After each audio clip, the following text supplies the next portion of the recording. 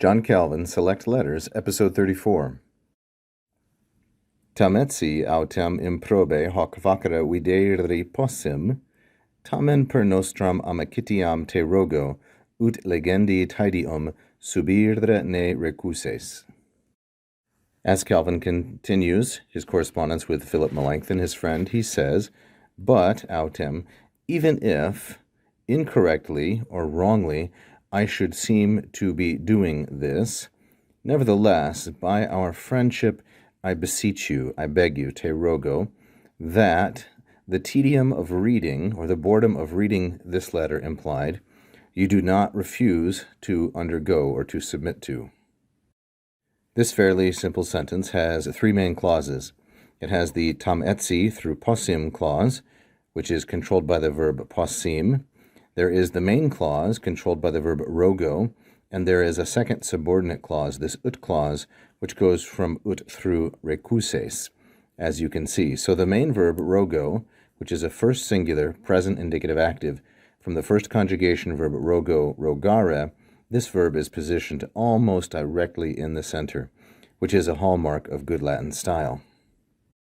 So we start with autem, which I am taking as adversative, so it means but. It's a softer form of said.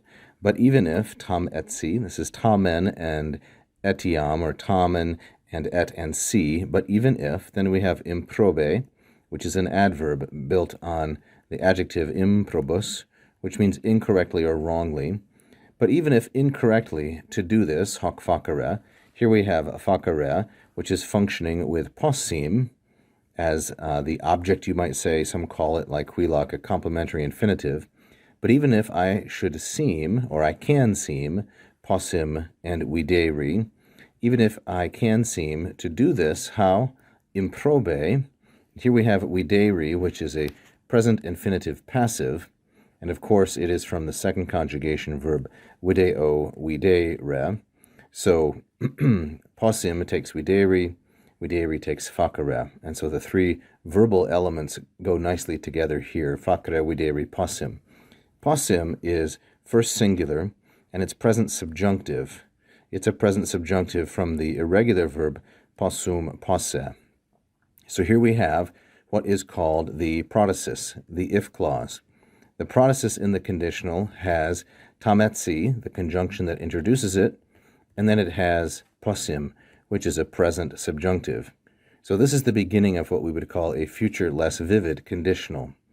The apodosis, the then clause, is rogo, and that, of course, is a present indicative. So we would have to label this a mixed conditional. Now, after that part, we get to the main verb, the main clause, actually. Nevertheless, per nostram amicitiam, I beg you, or I plead with you, by our friendship. So this is kind of like asking someone to take an oath, right? And he's asking him to swear by or to affirm by the strength of their friendship. I plead with you, or I ask you, and the object of rogo is te, masculine singular accusative, with reference to the addressee of the letter, Philip Melanchthon. I beg you by our friendship. Notice the preposition per always takes the accusative case. Begs him what? Well, here it comes. Ut ne recuses, that you do not refuse. I beg you not to refuse. Recuses, a second singular, present subjunctive active, from the first conjugation verb recuso, recusare, like that. I beg you by our friendship not to refuse what? Subire. And subire is an irregular verb, compounded of eo and ire, not to refuse, to undergo, subire. And the object of subire is taedium, which is a neuter singular accusative. The boredom or the difficulty, don't refuse to undergo the difficulty, legendi, of reading. Legendi is a gerund. It's neuter singular and genitive. Gerunds are verbal nouns, and it's patterning as a genitive with taedium. Don't refuse to submit to the boredom of reading this letter, Calvin says, perhaps with some false modesty, perhaps just as a part of the conventions of letter writing. Thank you for watching. I hope you enjoyed that free lesson. Please like and subscribe, hit the bell.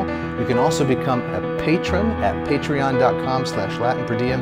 And if you really loved it, you can leave a tip right here as a super fan. Thank you so much.